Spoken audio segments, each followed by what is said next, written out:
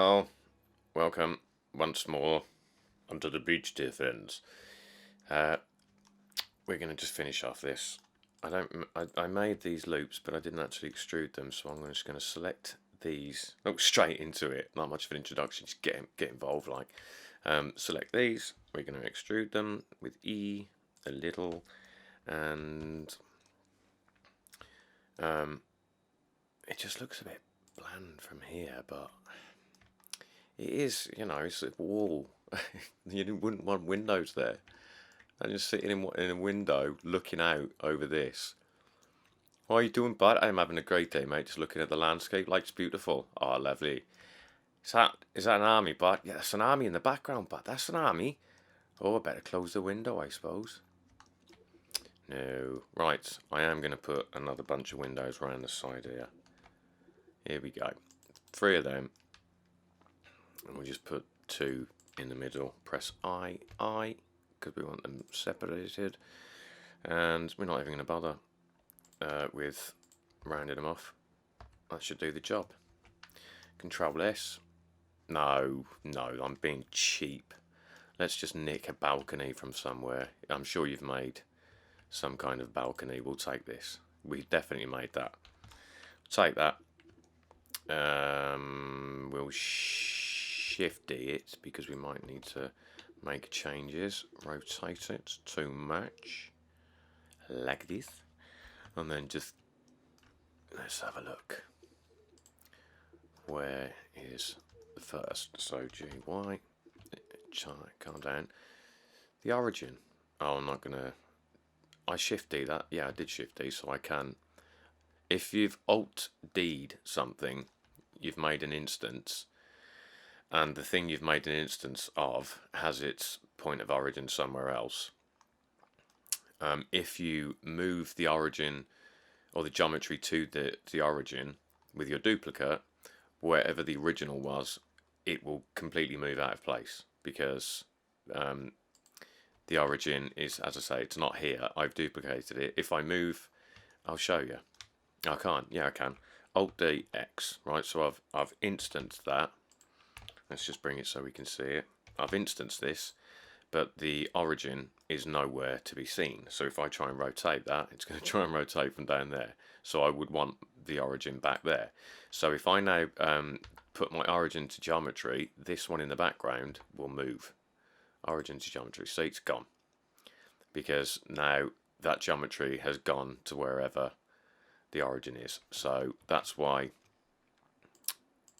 we shift D'd, which means we made a duplicate. So we could do that. We could put the geometry back to the origin. Okay, that makes sense. Let's just make that bigger. Bring it wrong way. GX. Just nestle it in the window frame there. GZ. And then maybe GY. And SZ. I'm just going to lower that. SX. Oh, wrong way. SY. Bosh. Alt D. Y. Bosh. Okay, that looks way better, right? Let's have a look. Yeah, totally. Yeah, well, excuse me, from the camera it looks an absolute state, but always does through the camera for some reason. Polygons do strange, or faces do strange things like this that they're definitely not doing up close. That does not look like that. I wonder why that is. Maybe someone can tell me in the comments. Okay, so now we just want to get this all cube projected and stuff. Let's just, I'm going to shift select that, the wall, and then I'm going to link the materials. And I'm going to select that, the cubes, not bothered about them, and the sun with a control click, and then I'm just going to solo them. I've selected the wall, that's fine. Okay.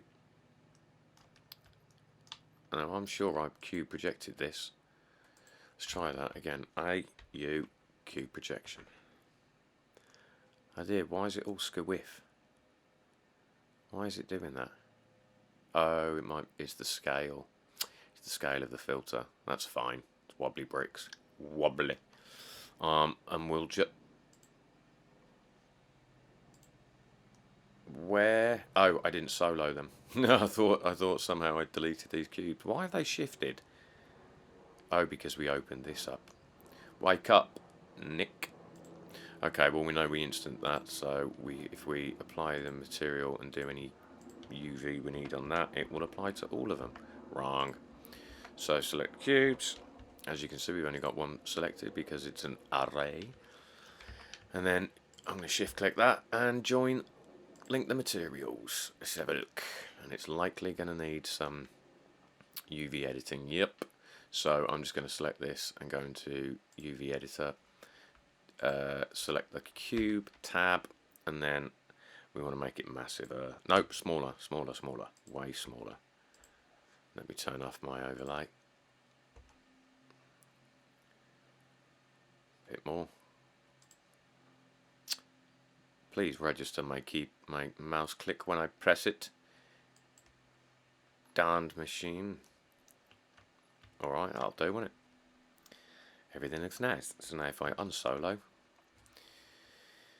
the other cubes should also be textured.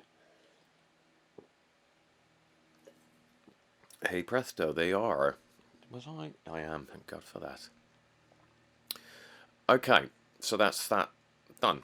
So now I'm going to head back into thingy mode, and I'm going to select all of these objects, and don't think I selected, nope I didn't, don't forget them, and I'm just going to duplicate it and just move it along the X so that they're even Stevens. Now that's kind of central but kind of not. GX, how far can I go on the wall? So I just want it about the same distance from the green line, like this. Oh, I see. Hiding a couple of houses, are we? Right, I'm going to go back over to my 3D viewport. I'm already in my camp. No, I'm not. Oh, there's a little space there for you, lads. There you go, boys. There you go. Okay, now we have a gatehouse. A gatehouse. If you press Alt-H, it reveals anything you may have hidden previously.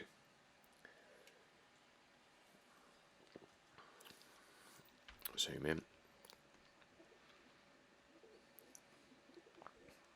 Sweet. For a laugh. That's not a laugh, there's nothing funny about this. Let's just duplicate Alt-D, that mountain. I'm going to rotate it so we see another side. We will eventually, well before render, we'll delete all of the faces because there's a lot that's been subdivided. We don't need to be subdivided, but until I'm happy with the scene, I would rather not start deleting anything. Okay. Yeah, that's just to keep the scene looking a bit closer to being finished. We're not far off. We're not far off. Well, that's going to require some editing, right?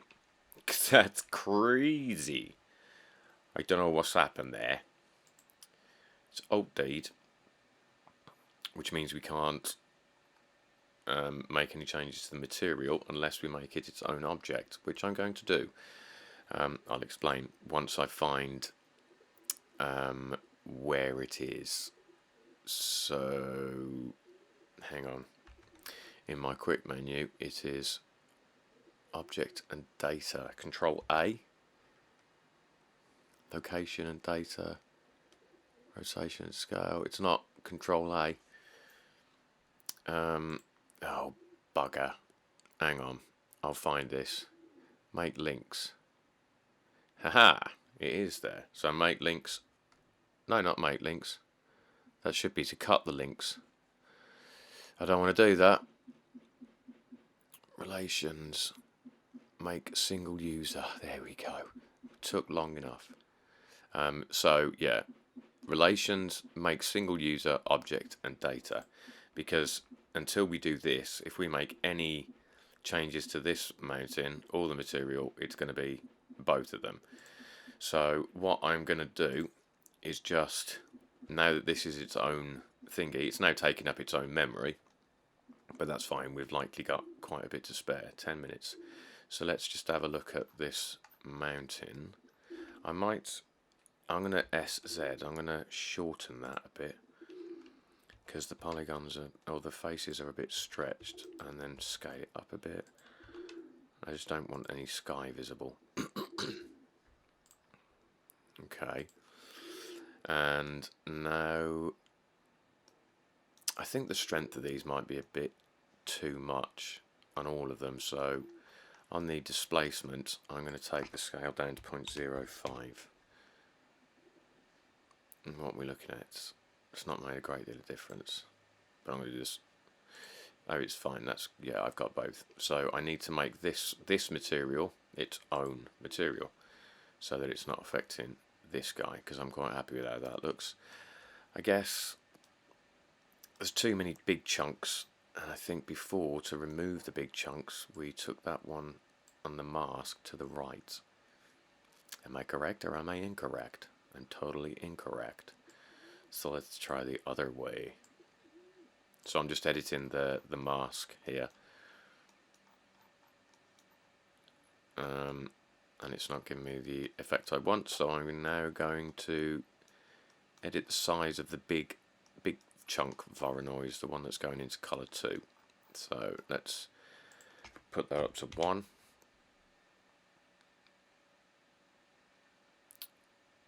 Why is it so stretched?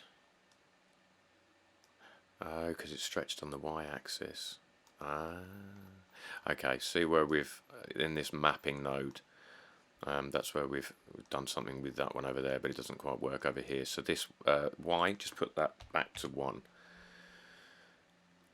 And that will help. Maybe I need to get this mask right. If I drag loads of white, I'm saying give me one of those two colours that we're mixing, and it's giving me that one. So theoretically, if I drag this all the way over here, that should give me the other one. Which it does, but we're on B-spline, I suppose. Let's try E's. It's not quite having the effect I want for some reason. I guess all we've got to do is just lower the scale of that, the big Voronoi again, to increase the scale, sorry, 4. Diet Coke. It's not Diet Coke. That didn't change anything. Why didn't that change anything?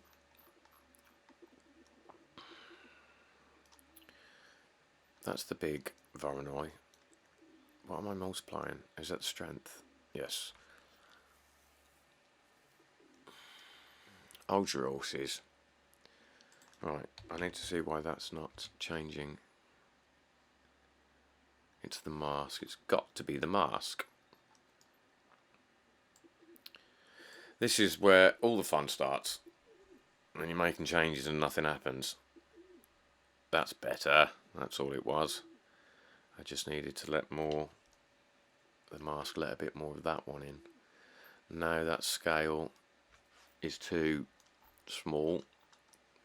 It's weird with scale, because if you put a low number, you get bigger. Essentially, you're making it bigger, so it's counterintuitive when you speak on 5. I'm going to lower that. 3. There's no... Is there a subdiv? Yeah, there is. You know what? That'll do for now. Oh Christ, I've spent so much time on that. When we get a mispass in, it will make a big difference, because what we're going to do is actually we're going to pull this way back, which means we might have to scale it a bit more to cover this area. What does that do? Scale it a bit more.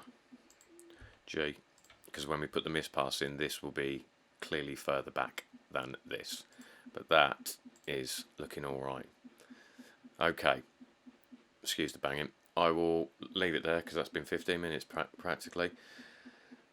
I'm not even going to say what we're going to do next, because I've no idea. So you'll find out when I do, when we get started. Alright, nice one. See you in a minute. Bye.